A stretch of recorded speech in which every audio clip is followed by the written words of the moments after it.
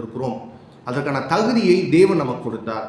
இதை உணர்ந்தவர்களாய் நாம் இனி ஜெபிக்கும் பொழுது அதிகாரமுள்ள ஜெபங்களை ஏறெடுக்க வேண்டும், உரிமையுள்ள ஜெபங்களை ஏறெடுக்க வேண்டும்.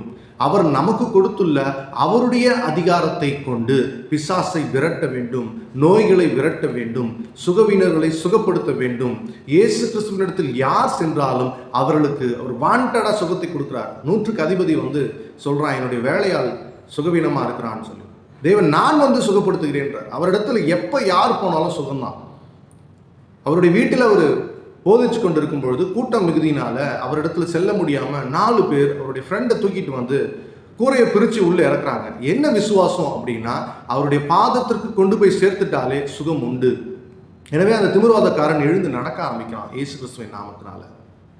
அவர் அந்த 4 பேருடைய விசுவாசத்தை பார்க்கிறார். எனவே என் அன்பு சகோதர சகோதரிகளே, நாம் இன்று எப்படிப்பட்ட ஜெபங்களை ஏறெடுக்கிறோம்? வேண்டுதலை ஏறெடுத்து கொண்டிருக்கிறோமா, அல்லது தகப்பனிடத்தில் ஒரு குழந்தை உரிமையாய் சென்று கேட்கக்கூடிய அந்த உரிமையை பயன்படுத்துகிறோமா? அவர் நமக்கு கொடுத்துள்ள அதிகாரத்தையும் வல்லமையும் நாம் பயன்படுத்துகிறோமா என்பதை அறிந்து நாம் ஜெபிக்கக்கூடியவர்களாய் மாற வேண்டும். நீங்கள் எங்கு சென்றாலும் இயேசு கிறிஸ்துவின் நாமத்தினாலே சுகத்தை கட்டவிழுங்கள். அது நடக்குமா நடக்காதா, பிசாசு பெரிய ஆளாச்சு அப்படிலாம் யோசிக்காதீங்க. நம் தேவன் நமக்காக யாவையும் செய்து முடித்தார். அவருடைய தழும்புகளால் நாம் சுகமானோம். எல்லா வல்லமையும், எல்லா ஆசீர்வாதமும், எல்லா சுகமும் நம்மிடத்தில் கொடுக்கப்பட்டிருக்கிறது. இயேசுவின் தழும்புகளால் நாம் சுகமானோம். அதே இயேசு கிறிஸ்துவின் இரத்தத்தால் அங்கீகரிக்கப்பட்ட வார்த்தையை கொண்டு நாம் உலகத்தை ஜெயிக்க முடியும். அவரை போலவே நாம் வாழ முடியும். நான் தேவனாய் வாழ்வதை குறித்து இங்கே சொல்லவில்லை, தேவனுடைய பிள்ளையாய் நாம் எப்படி வாழ வேண்டும் என்பதை சொல்லிக் கொண்டிருக்கிறேன். அந்த உரிமைகளை அவர் நமக்கு கொடுத்திருக்கிறார்.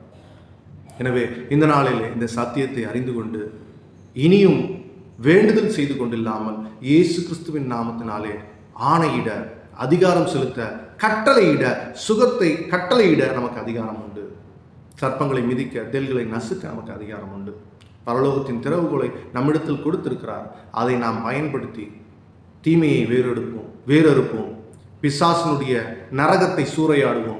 அழிந்து கொண்டிருக்கக்கூடிய ஒவ்வொரு தேவ பிள்ளைகளையும் இயேசு கிறிஸ்துவின் நாமத்தினாலே மீட்டெடுப்போம். அது நம்மேல் விழுந்த கடமையாக இருக்கிறது. சுவிசேஷம் நம்மேல் விழுந்த கடமையாக இருக்கிறது. அதை தொடர்ந்து செய்வோம். இந்த நாளில் இந்த வேத பகுதிகளை நீங்கள் வாசிப்பீர்களானால், தியானிப்பீர்களானால், கர்த்தர் பெரிய காரியங்களை உங்களோடு பேச காத்து கொண்டிருக்கிறார். எனவே இந்த சத்தியத்தை நீங்கள் அறிந்து கொண்டீர்கள் என நம்புகிறேன். விசுவாசிகளுடைய அதிகாரம் என்ன, விசுவாசிகளுக்கு இயேசு கிறிஸ்துவினால் கொடுக்கப்பட்ட அதிகாரம் என்ன, வல்லமை என்ன என்பதை இந்த நாளில் நீங்கள் அறிந்து கொண்டிருப்பீர்கள் என நம்புகிறேன். கர்த்தர் நல்லவர், அவர் கிருபை என்றும் உள்ளது. God bless you. Have a good day.